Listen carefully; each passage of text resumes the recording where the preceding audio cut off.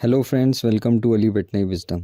दोस्तों, जैसा कि आप जानते हैं कि हमारी जो डेयरी ट्रेनिंग है, मॉडर्न डेयरी प्रैक्टिसेस जो हमारे ऐप के ऊपर अवेलेबल है, उसे बहुत सारे लोग अभी तक ज्वाइन कर चुके हैं। लगभग 1 साल या 1.5 साल उसे हो गया है चलते हुए, और काफ़ी सारे लोग उसे ज्वाइन कर चुके हैं, जिसमें बहुत सारे वेटनेरियंस भी हैं।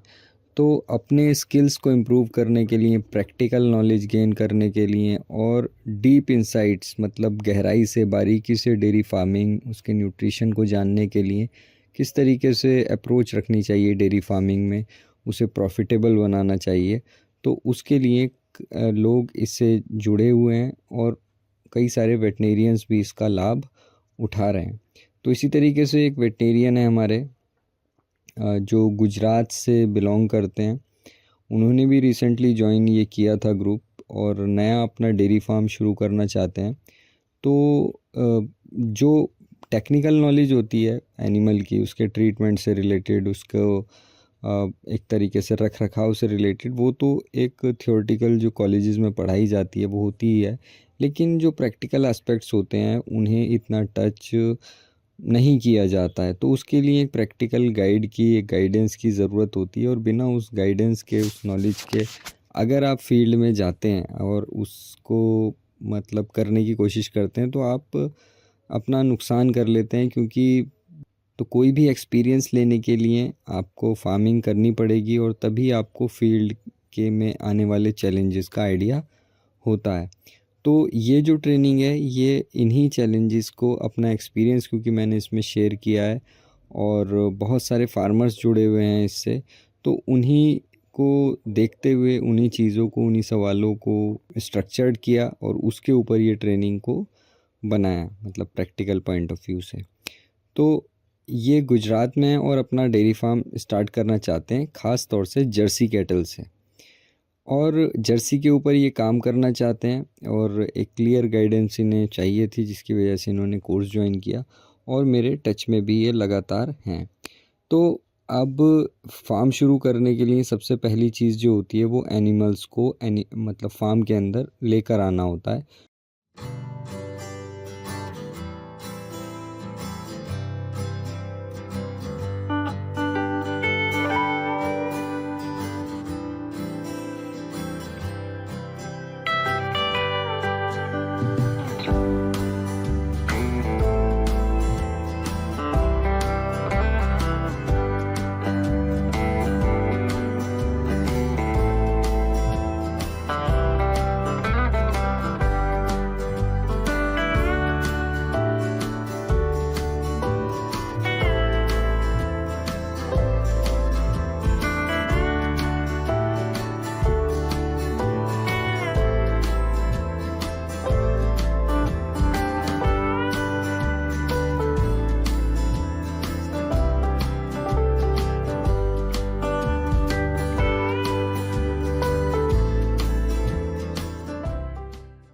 जो भी बेस्ट एनिमल हम देखते हैं अपनी इकोनॉमी के हिसाब से, अपने मैनेजमेंट के हिसाब से, और सबसे इम्पॉर्टेंट चीज़ अपनी रिसोर्सेज के हिसाब से, जो हमारे पास रिसोर्सेज अवेलेबल हैं उनके हिसाब से कौन से एनिमल्स हमारे यहाँ फ़िट हो सकते हैं।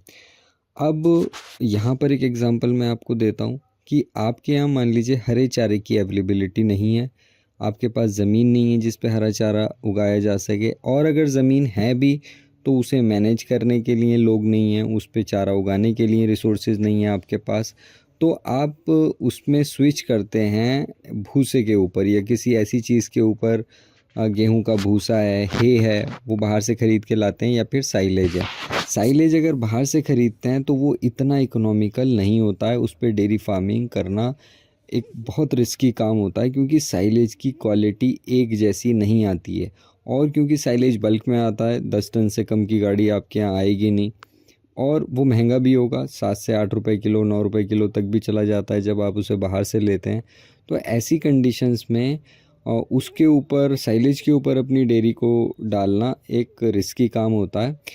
इसके अलावा ये कर सकते हैं कि भूसा लेकर, या जो भूसा रहता है या हे रहती है, मतलब सूखी हुई घास रहती है, उसे कंसीडर करना ज़्यादा अच्छा रहता है।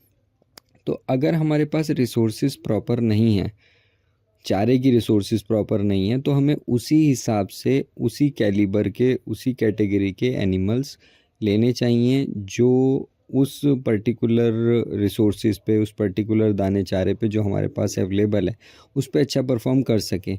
ऐसी कंडीशंस में इस बात की बिल्कुल भी ज़रूरत नहीं है कि आप 50 लीटर वाले 40 लीटर वाले एनिमल्स ले आएँ। यहाँ पर 20-22 लीटर वाले एनिमल्स या ये कहिए 25 लीटर तक के एनिमल्स जो हैं वो बहुत अच्छा इस पर सर्वाइव करते हैं। मतलब 30 लीटर तक भी आप भूसे के ऊपर अगर अच्छे कंसंट्रेट फीडिंग कर रहे हैं तो लेकर जा सकते हैं। तो ऐसी कंडीशन में हमें सबसे पहले अपनी रिसोर्सेज को देखना चाहिए, एनिमल उसी के हिसाब से लेकर आने चाहिए। आप हर जनरेशन में अच्छे बुल से उसे अपने एनिमल को प्रेग्नेंट करा के और बहुत ज़्यादा अपने प्रोडक्शन को बढ़ा सकते हैं, लेकिन जेनेटिक पोटेंशियल बढ़ जाएगा। लेकिन आप न्यूट्रिशन का क्या करेंगे? जब न्यूट्रिशन अवेलेबल नहीं होगा तो वो एनिमल जो जो ज़्यादा प्रोडक्शन करने का पोटेंशियल रखते हैं वो भी बेकार हो जाते हैं। मतलब वो उतना भी नहीं कर पाते हैं जितना नॉर्मल एनिमल प्रोडक्शन करते हैं, और उनके अंदर बीमारियां भी और चैलेंजेस हीट से लेके स्ट्रेस साइकिल से लेके और रिपीट ब्रीडिंग, मेस्टाइटिस, मेट्राइटिस, ऐसी बहुत सी चीज़ें उसमें देखने को फिर मिलती हैं। तो सबसे पहली बात एनिमल को परचेज़ करने की होती है, वो एनिमल हम अपनी रिसोर्सेज के हिसाब से परचेज़ करते हैं। जो पहला सवाल है वो ये है। तो पहला सवाल एनिमल परचेज़ से रिलेटेड है और इन्होंने पूछा है कि हमारे लिए बेस्ट क्या रहेगा। अगर ये परचेज़ करते हैं 12 प्रेग्नेंट हीफर अपने लोकल एरिया से जिनके पार्चुरेशन या काविंग में 1 महीना रह गया है, तो वो कैसा रहेगा? क्योंकि ये इन्हें कॉस्ट इफ़ेक्टिव में मतलब काफ़ी कम प्राइसेस में मिल जाती हैं, या ये एनिमल काफ़ी कम प्राइस में मिल जाएंगे। 45 से 50 हज़ार तक में ये एनिमल्स इन्हें मिल जाएंगे। और ये एनिमल अपने फार्म में लाके इसमें ईटीटी करना चाहते हैं, एम्ब्रियो ट्रांसफ़र टेक्नोलॉजी का इस्तेमाल करना चाहते हैं। अब आप यहाँ पर ख़ास बात देखिए कि वेटनेरियन क्या क्या कर सकता है। अगर वेटनेरियन फार्म करता है तो वो मान लीजिए ईटीटी इन्हें नहीं भी आती है, क्योंकि ये जब बात कर रहे हैं इसकी ईटीटी करने की, तो इनके अंदर स्किल डेवलप हो सकता है वो वाला। तो ये अपने फार्म को कहाँ पर लेके जा सकते हैं? तो ये फार्म के अंदर अपना एनिमल लेके आएँ, उसके अंदर ईटीटी करें और प्योर जर्सी को वहाँ पर अपने फार्म के अंदर प्रोड्यूस करना चाहते हैं। मतलब एम्ब्रियो लेकर आएंगे अच्छी जर्सी एनिमल्स के, और उनके अंदर एम्ब्रियो को, भ्रूण को ट्रांसफ़र करेंगे और उन एनिमल्स के अंदर तो वो एनिमल सरोगेट मदर की तरह काम करेंगे। अगर आइडिया ईटीटी करने का है और नेक्स्ट जनरेशन में अपनी जेनेटिक पोटेंशियल को बढ़ाने का है, तो उसके लिए जितना सस्ता एनिमल हो वो भी लिया जा सकता है। क्योंकि और ये भी ज़रूरी नहीं है कि जर्सी ही लें आप, उसमें कोई भी एनिमल ले सकते हैं। लोकल एनिमल भी उसमें बहुत अच्छे रहते हैं। और लोकल एनिमल को लेने का एक फ़ायदा ये रहता है कि उनकी डिज़ीज़ जो रेजिस्टेंस पावर होती है, जो डिज़ीज़ से लड़ने की क्षमता होती है, वो बहुत ज़्यादा होती है, क्योंकि वो लोकल डिज़ीज़ चैलेंजेस को झेले हुए होते हैं, देखे हुए होते हैं। तो उनकी इम्यूनिटी उस लोकल क्लाइमेट के हिसाब से बहुत अच्छी बनी हुई होती है। तो ये तो हो गया पहले सवाल का जवाब कि अगर ईटीटी कर रहे हैं तो मतलब बहुत महंगे एनिमल लेने की भी ज़रूरत नहीं है। सिर्फ एक जनरेशन की बात है, आप आके ईटीटी करेंगे और आपके यहाँ नेक्स्ट जनरेशन आ जाएगी। तो लेकिन ये ज़रूरी है कि अगर आपको जर्सी का एक एक्सपीरियंस लेना है तो जर्सी के कैटल अगर लाना कोई गलत बात भी नहीं है। और 45-50 हज़ार के एनिमल्स अगर मिल रहे हैं, मेरा ये मानना है कि कोई भी क्रॉस ब्रेड एनिमल जो इतना सस्ता मिल जाता है, 45-50 हज़ार तक का मिल जाता है, तो वो लगभग आपको 25 लीटर दूध तो दे ही सकता है। तो इतना दूध प्रोड्यूस करना आपकी फार्मिंग के लिए, आपके बिज़नेस को चलाने के लिए वो काफ़ी होता है। लेकिन अगर हीफ़र को आप लाते हैं तो हीफ़र अपनी ग्रोइंग स्टेज में होती है, इवन थर्ड प्रेगनेंसी तक वो ग्रो होती रहती है, बढ़ती रहती है। तो पहली अगर प्रेगनेंसी में हीफ़र आई है तो दूसरी प्रेगनेंसी में उसे सरोगेट करना थोड़ा सा रिस्की या चैलेंजिंग होता है, क्योंकि उनकी रिप्रोडक्टिव एफिशिएंसी इतनी अच्छी नहीं होती है और वो क्योंकि बढ़ रही होती हैं। और ईटीटी जाहिर सी बात है बहुत अच्छे जर्म प्लाज्म से होगी, बहुत अच्छे एनिमल्स से ईटीटी की जाएगी जिनका साइज़ भी बड़ा होगा, जिनकी कैपेसिटी भी बड़ी होगी, तो ऐसा ना हो कि वो हीफर में फिर डिस्टोकिया की प्रॉब्लम आए जब उसके अंदर काफ ग्रो होगा और वो काफ उस हीफर की कैपेसिटी से बड़ा होगा। तो ऐसा हो सकता है, पॉसिबल है कि उसके अंदर डिस्टोकिया की प्रॉब्लम आए। और एक बार अगर डिस्टोकिया की प्रॉब्लम आ जाती है तो एनिमल पूरी लाइफ के लिए बेकार हो जाता है, क्योंकि ये देखा गया है कि डिस्टोकिया के बाद प्रोडक्शन इतना अच्छा या एनिमल की हेल्थ वापस से रिस्टोर होने में बहुत टाइम लगता है। और कई बार उसकी मतलब जो कंसेप्शन रेट्स हैं आगे, उसमें भी मतलब डाउनफॉल देखने को मिलता है। तो पहला क्वेश्चन जो था कि 12 प्रेग्नेंट हीफर परचेज़ करें, तो प्रेग्नेंट तो एनिमल परचेज़ करें, उसमें कोई बुराई नहीं है, लेकिन हीफर ना होके अगर वो दूसरी या तीसरी अपने प्रेगनेंसी में हो, ख़ास तौर से तीसरी प्रेगनेंसी में हो, तो वो ज़्यादा बेटर रहता है। और पार्चुरेशन से पहले लेंगे तो जाहिर सी बात है, इन्हें ट्रांजिशन मैनेजमेंट का टाइम मिल जाएगा और ट्रांजिशन के टाइम में अपने एनिमल को बहुत अच्छा किया जा सकता है। तो कॉस्ट इफ़ेक्टिव प्राइस में लोकल एनिमल को परचेज़ करना एक अच्छा ऑप्शन है, चाहे वो जर्सी के हों या एचएफ के हों। दूसरा क्वेश्चन ये है कि अगर ये 12 जर्सी पंजाब से किसी अच्छे ब्रीडर फार्म से परचेज़ करके लाते हैं, जिनकी कीमत 1 लाख से 1,20,000 रुपए तक होती है, तो उसमें क्या मतलब उसका बेनिफिट इन्हें मिलेगा? क्योंकि ज़रूरी नहीं है कि वो 1 लाख तक ही हो, उससे ज़्यादा भी मतलब 1,20,000 से 1.5 लाख रुपए के एनिमल मिलते हैं और पंजाब में अच्छे एनिमल्स हैं भी।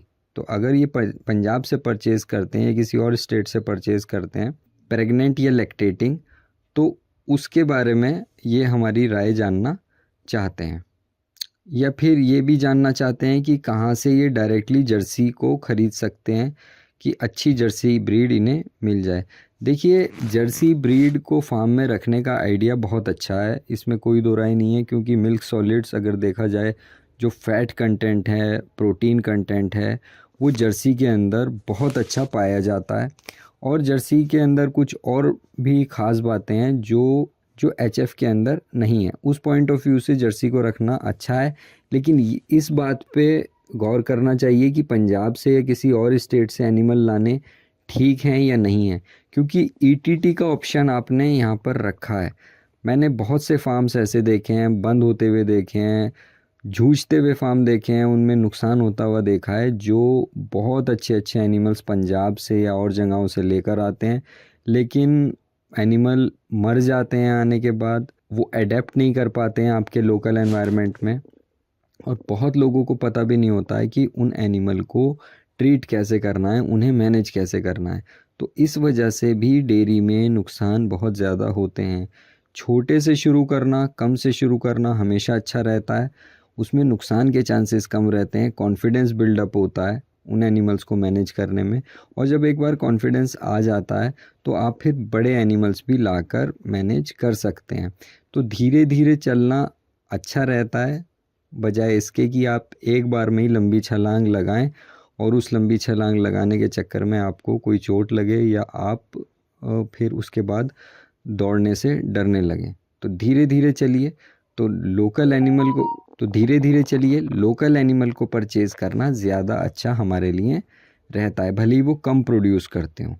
फिर उनकी अपग्रेडेशन अपने हिसाब से, अपने मैनेजमेंट के हिसाब से, अपने फीड रिसोर्सेज के हिसाब से करते रहिए। क्योंकि अगर मान लीजिए अच्छे एनिमल, बहुत अच्छे एनिमल्स आप ले भी आए और उनका एडेप्टेशन आपने करा भी लिया, और आपको फीडिंग स्ट्रेटजीज़ नहीं पता है, आपको ये नहीं पता है कि फ़ीड किस तरीके से एनिमल को कराना चाहिए, तो आपके लिए एक वो चैलेंज खड़ा हो सकता है। तो दोनों क्वेश्चंस को मतलब ध्यान में रखते हुए, जो ये अपने लोकल गुजरात से एनिमल्स को लिया जाना चाहिए और उनमें ईटीटी करना चाहिए, या पंजाब या किसी और स्टेट से लाने चाहिए, इसमें मैं यही कहूँगा कि अपने लोकल एनिमल्स को वहीं परचेज़ कीजिए, चाहे उनकी प्रोडक्शन कैपेसिटी थोड़ी कम भी है तो वो अच्छा है, बजाय इसके कि आप कहीं और से एनिमल लेकर आएँ। अगर आपको ईटीटी नहीं करना है तो एक बार को कंसीडर कर सकते हैं, लेकिन पहली बार जब आप अपने एनिमल को लेकर आएंगे तो वो इतना अच्छा दूध नहीं देगा जितना अच्छा वो पंजाब में दे रहा था, तो उसे थोड़ा सा उसमें टाइम लगता है। तो प्रायोरिटी ये है कि प्रेग्नेंट एनिमल लाएं, लोग और अगर ईटीटी कर रहे हैं तो लोकल एनिमल लें, और अगर पंजाब से या किसी और जगह से लाने हैं तो पूरी उस प्रोटोकॉल को फॉलो करें जो ट्रांसपोर्टेशन स्ट्रेस को कम करती है और ट्रांसपोर्टेशन में आने वाली जो प्रॉब्लम्स होती हैं, जो बीमारियां होती हैं, उन्हें कम करने का मतलब पूरा प्रयास करें, उस सब प्रोटोकॉल्स को फॉलो करें। और ट्रेनिंग में एनिमल के ट्रांसपोर्ट को लेकर एक बहुत डिटेल में लेक्चर्स हैं, नोट्स हैं, क्या क्या करना चाहिए, कौन सी दवाइयाँ लगानी चाहिए, कौन से सप्लीमेंट्स देने चाहिए, जिससे आपका एनिमल स्ट्रेस फ्री होकर आपके फार्म में पहुँचे और आपके नुकसान का कारण ना बने, ना उसमें मॉर्टलिटी हो, मॉर्टलिटी के चांसेस कम हो जाएं, उसका प्रोडक्शन भी डाउन ना हो। तो ये सब पॉइंट्स हमें ध्यान में रखने चाहिए अगर हम बाहर से भी एनिमल लेकर आ रहे हैं। अगर 50 किलोमीटर भी एनिमल को अगर ट्रैवल कराना है तो उसे प्रॉपर जो सप्लीमेंट्स हैं उसकी देखभाल करना उस ट्रांसपोर्टेशन के दौरान और उसके बाद भी हमारे लिए बहुत ज़रूरी होता है। तो ट्रेनिंग में ख़ास तौर से एनिमल परचेज़ वाला जो सेक्शन है, जो हमारा ट्रेनिंग का पार्ट है एनिमल परचेज़ वाला, उसमें ट्रांसपोर्टेशन को बहुत डिटेल में बताया गया है कि कैसे करना चाहिए। बहुत से फार्म इसी वजह से स्ट्रगलिंग करते हुए बंद हो जाते हैं या स्ट्रगल कर रहे होते हैं, प्रॉफिट उन्हें नहीं हो पाता है। तो तीन चार पॉइंट्स यहाँ पर हमने देखे। तो ये इस वीडियो को कंक्लूड करते हुए मैं 2-3 पॉइंट में इसे बताता हूँ आपको। अपनी जो मेरा सजेशन है, मेरा रिकमेंडेशन ये रहेगा कि आप अगर ईटीटी आपको करना है तो आप लोकल एनिमल परचेज़ करें, वो एनिमल लें जो आपको 25 से 30 लीटर दूध दे दें। पहला पॉइंट ये। दूसरा पॉइंट ये है कि लैक्टेटिंग एनिमल ना खरीदें, मतलब जो ब्याह चुके हों उन एनिमल्स को मत खरीदिए, जो ब्याने वाले हैं उन एनिमल्स को खरीदिए। लगभग 1.5 महीना या 2 महीने का अंतर ब्याने में होना चाहिए। जब वो आपके फार्म में आए तो लगभग 1.5 महीना उन्हें, या जैसे आपने लिखा है 1 महीना भी चल सकता है, उस दौरान आप उनके ट्रांजिशन प्रोटोकॉल की तैयारी कर लें। लेकिन परचेज़ करते समय इस बात का ख्याल रखें कि उनकी बॉडी स्कोरिंग लगभग 2.75 और 3 के बीच की हो। बहुत ज़्यादा दुबले पतले ना हो, ऐसा ना हो कि आपके यहाँ आएँ और वो फिर इतना दूध अपने दुबलेपन की वजह से ना दे पाएँ। तो बॉडी स्कोरिंग भी उसकी दरमियानी होनी चाहिए और प्रेग्नेंट होने चाहिए, 1 से 1.5 महीने के बीच में आपके यहाँ आके काविंग दे दें। तो ये सबसे पहला ऑप्शन और सबसे रिकमेंडेड ऑप्शन है। फिर उसके अंदर आप ईटीटी करें, एआई कराएं या जो भी करवाना चाहें वो कराएं, क्योंकि ऐसी कंडीशन में आपका फार्म एटलीस्ट चलने लगेगा, उससे इनकम होने लगेगी, क्योंकि दूध प्रोड्यूस होगा, दूध से इनकम होगी। जब इनकम होगी तो बिज़नेस में कॉन्फिडेंस आएगा और आप इसमें बने रहेंगे। और जो आपके लोकल एनिमल होंगे जिनकी जेनेटिक पोटेंशियल बहुत कम होगा, उनमें बीमारियां कम आएंगी, मैनेजमेंटल प्रॉब्लम्स कम आएंगी, मेटाबॉलिक प्रॉब्लम्स कम आएगी और आपको एक बिज़नेस में इन्वॉल्व होने का, रमने का एक टाइम मिल जाएगा और कॉन्फिडेंस भी आएगा। दूसरा पॉइंट जो आप कह रहे हैं, ये पंजाब से या किसी और जगह से अच्छे एनिमल्स को लाना, ये भी एक पॉइंट हो सकता है, बशर्ते आप उसका ट्रांसपोर्ट बहुत अच्छे से करें और उन एनिमल्स को मतलब सेकंड स्टेज में लेके आएँ अपने यहाँ। और अगर पहली स्टेज में लाना है तो ट्रांसपोर्ट को बहुत अच्छे से आप फॉलो करें, ट्रांसपोर्ट प्रोटोकॉल्स को, और कोशिश करें कि प्रेग्नेंट एनिमल्स ही लाएं। तो ये आपके क्वेश्चंस के आंसर थे जो मतलब मुझे समझ में आए, मैंने अपना वो डिस्कस किया यहाँ पर, आपको बताया। बाकी जो ट्रेनिंग है उसे आप अभी कर रहे हैं, करते रहिए, बार बार देखिए वीडियो, क्योंकि ये लाइफ टाइम कोर्स है।